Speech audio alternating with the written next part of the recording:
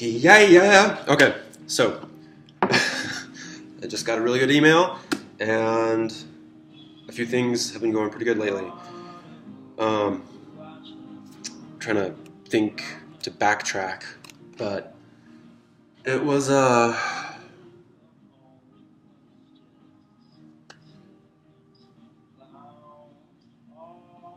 that long awkward pause.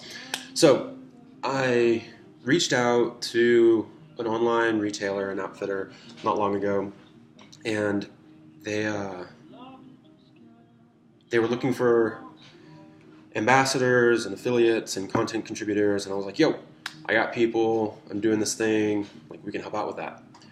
And in talking to him, I'm now an ambassador and affiliate, and I was trying to think of how how to fit all the puzzle pieces together with Chisel Outdoors. So there's gathering content, there's driving traffic, there's generating revenue, and then there's building the site. So once I can, right now I do need to make some money to be able to pay for the continuation of building the site further. So that's like already lined up. I'm just working on the means to be able to pay for that to get done. And there's certain things that I can do myself as part of that. For content, like there's only so much I can do for gathering content. And I love doing it. It's one of the big reasons I started this. But my reach is very limited when it's just me. Because that's time consuming. Then there's generating revenue, which is I've been trying to sell ad space on the site. For the hotels, they apparently, like, even with the amount of traffic I've had, it's nowhere near in comparison to what they're getting from TripAdvisor. Which when I set out to do this, it's a site based on trails, like it's about outdoor rec. But helping people to know if there is or is not a hotel next to this place you're looking at going to, that's important for your trip. So my perception was always, my competitors are other people that are putting up content about trails or adventures and whatnot. But if I'm trying to get hotels on board, then my competition in that aspect is people like TripAdvisor, Hotels.com, Expedia, and they're obviously way bigger. And it never occurred to me that was outside my line of sight for who my competition is. And so I'm in this weird in between. So someone recommended I work toward restaurants. So I started talking to a few restaurants. And it makes sense because you do a trail and right after you're hungry. And if you've traveled there, or even if you haven't, there's people around here that from one side of town to the other haven't been to certain different areas. And even if they've lived in the area for years. So even for hotels, like their customers are people coming into town. People that are in town aren't going to stay at hotels, not normally. However, people that are in town do eat out at restaurants. So in that sense, I can still capitalize on everyone that's here. So it's easier in that sense as well. The restaurants I've talked to, however, their need is to be able to track. And maybe it's just that I've been talking to the wrong restaurants thus far, because they want to be able to track what's working, what's not, which is fair, and yet there's some restaurants that have ads, I swear, in like every St. George newspaper or magazine. And so they're clearly spending a lot of money on different print media, which is not trackable at all.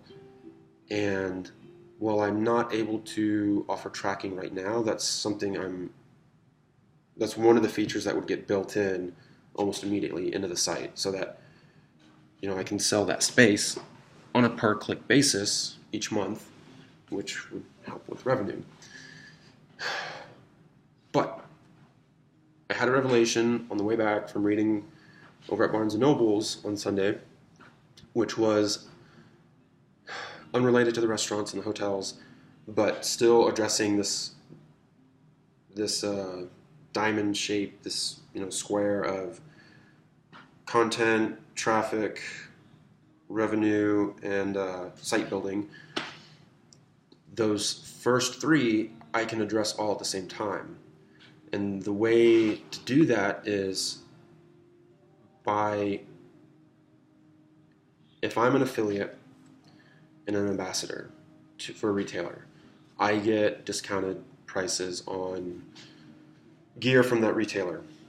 If I'm an affiliate, then I get a link that if I post up on a blog or YouTube channel, whatever, then when people click on that link, go to the retailer and buy gear, I get a commission on whatever they buy. So if I get other people to basically use Chisel Outdoors as a platform for them to be able to do that, then instead of them having to go start their own website, instead of them having to go start their own blog to use those links, then what they do is they contribute content to Chisel. Chisel then content, growing in content. They get to paste or put their affiliate links on the trails that they contribute content toward. And so there's incentive for them to keep adding more content, incentive to share Chisel Outdoors with others, to basically self-advertise, like, oh, hey, I just did this trail, you can go check it out, there's links if you want to buy gear. Because they're going to get attributed with those commissions. And so that drives traffic, it gives content, and for revenue, because I'm basically offering this as the platform to them, then I just take a smaller percentage out of the sales than what they do. So they keep the majority of the commission, I just take a small portion, but then as that grows, as that develops, then I'm making the money that I need to put back into the site to build more useful features, to build more tools for the contributors to be able to contribute more easily and have more control over how specific they want to be. Because right now it's just going to have to be, here's what we recommend, this type of gear, here's a button if you want to go buy this stuff. What I'd like to be able to do is, here's a photo of people wearing the gear that we're recommending. You hover over it, it gives you a little pop-up window saying why this gear is recommended here, and then there is a link to buy specifically that item. So people who, if they like a specific brand or piece of gear, then they can recommend that to people and say, look, this is what I use, this is what I found to be really helpful and what I loved for this trip particularly. If you want it, here's where you can buy it. And then they get a kickback. So basically opening up Chisel to where it's not just me having to do everything, but opening it up to where there's, again, that incentive for other people to become a part of it, because they contribute content on the pages for trails, and then those, whether it's that month or 3 months down the road or past beyond that, it's a spot for them to be able to share what they already love and enjoy doing and then make some money on the side. So if they're making money on the side and then they're an ambassador for an outfitter, and so they're getting discounts on buying gear from them, then it makes sense that they would buy gear from that outfitter, further promoting that outfitter as well. So literally everyone involved benefits. Users benefit because Chisel Outdoors has the best, most comprehensive data and content.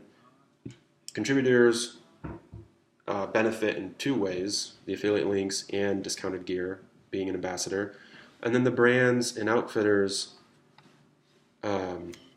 benefit because they're having their gear promoted in a very real, natural way, and they're able to track exactly, what's where. And so once I realized that, just driving in the car, like not even specifically trying to think of how to address that, I was like, oh my gosh, that's what's going to work. It's a win-win, three ways around, and it can all be done just using web tools. So now it's just developing those web tools, getting people signed up appropriately, and then at the beginning, it's going to be difficult, I suspect, for me, because people are just going to have to gather the content and then email me, and then I'm going to have to upload all that, process all that stuff and upload it myself, which is going to be somewhat time consuming. However, it's also going to be